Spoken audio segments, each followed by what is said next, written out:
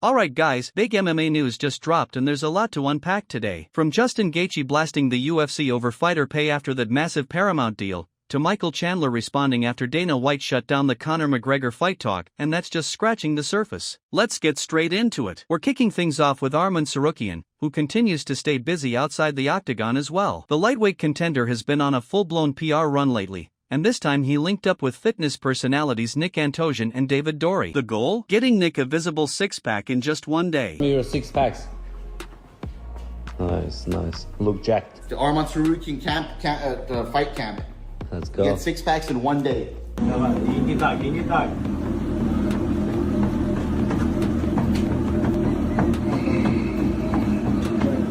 go.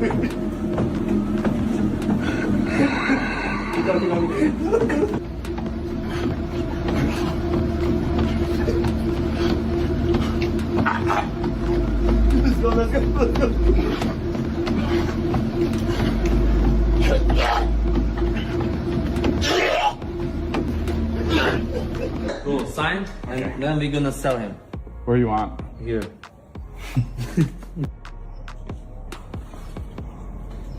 Okay, I'll buy you for 10K. Okay, 20. Yeah, you can have him. But that's not all. We move on to a situation that stirred up some controversy earlier this week involving Shawn Ali. Ahead of his UFC 324 matchup with Son Yadong, O'Malley showed up to their first face-off wearing a stylized face mask. What Shawn thought was just a joke didn't land well at all with Son, who publicly called the move racist. During UFC 324 Media Day, O'Malley addressed the backlash directly. He explained that there was no harmful intent behind it and admitted that it was supposed to be a silly joke that got taken out of context. First face-off with Song did have a little bit of controversy to it with the David face mask. Curious if you would explain why you chose to wear that and maybe a bit of regret of it or not. How are you feeling about it now? Yeah, my intentions were never, harmful. It's supposed to be a little silly joke. It was that, and got taken out of. I apologize if I offended anybody. Meanwhile, over in the grappling world, Khabib Nurmagomedov reminded everyone that retirement doesn't mean you suddenly lose it. In a recent training session, Khabib was seen grappling with former UFC light heavyweight champion Glover Teixeira, and yes, Khabib was more than holding his own.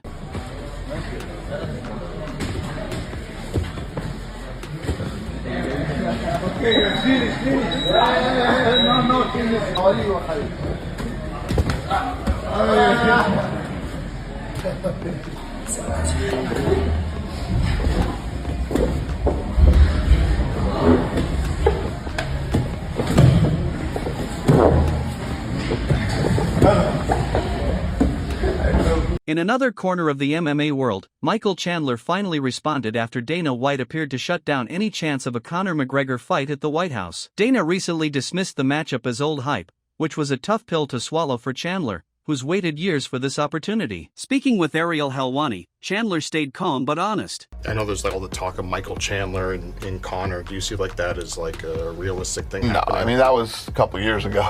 Yeah, so that's not nothing you'd entertain for the White House? No. What is your reaction to that?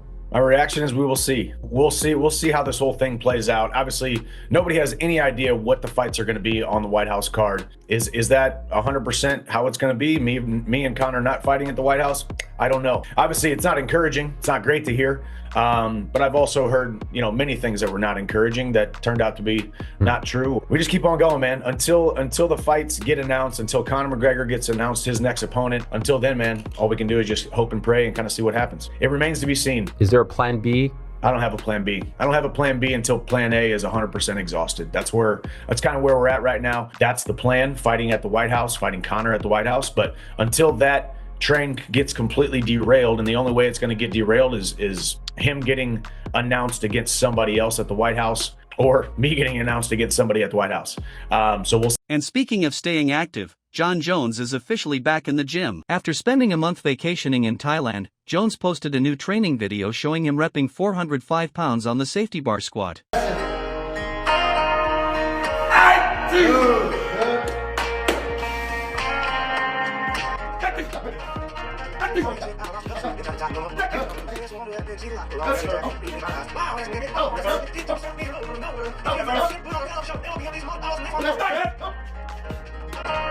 Go! Yeah!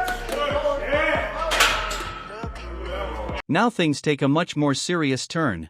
Former UFC heavyweight Jairzinho Rozenstruik was arrested in Florida on multiple charges, including a third-degree felony for false imprisonment. According to police reports, Rozenstruik was involved in an argument with his partner that allegedly turned physical. Officers reported visible bite marks, bruising, and redness on the woman's arms and face. Rozenstruik was described as uncooperative during the initial interaction. The incident is still unfolding, but it's a troubling situation and one that could have major consequences moving forward. Shifting back to fight news, Paddy Pimblett sent a chilling warning to Justin Gaethje ahead of their upcoming interim title fight. Speaking at Media Day, Pimblett revealed that he was originally offered a fight with Gaethje back in October 2025, but claims Gaethje turned it down at the time. Now that an interim belt is on the line, Pimblett says Gaethje accepted, and Paddy didn't hold back. He confidently stated that Gaethje won't be physically the same after their fight. He won't be physically the same after this fight. I will. I'll be exactly the same. I'm going to put a beat down on him like he's never received, and I can promise you that. But it was just another fight to me. When a contract with a name on gets sent to me, I sign it. I don't turn down no fight. I step up and I fight the person whose name's on the contract. I thought I was going to fight Justin in October in Abu Dhabi, but I think he turned it down. And then now there's a belt on the line. He's taking the fight. So it's nice to actually fight someone that I thought I was going to fight a while back. And that brings us to the biggest story of the day. Justin Gaethje is not happy with the UFC, specifically over fighter pay following the massive UFC Paramount deal reportedly worth around $7 billion. Speaking at UFC 324 Media Day, Gaethje revealed that despite the huge deal, his pay hasn't increased at all. Gaethje also pushed back hard against claims made by Daniel Cormier that fighters are making more money under the new deal. Oh man, to have 14 bonuses and not equal up to $1 million, it's not right. It's not right. It should be a lot more than that. And I should have had opportunities to do smarter things with my money, but I don't, and I haven't. And to this day, everyone's, I hear Daniel Cormier saying that everybody's going to get paid more on this card. I'm not getting $1 more than I would have if this deal did not happen. I'm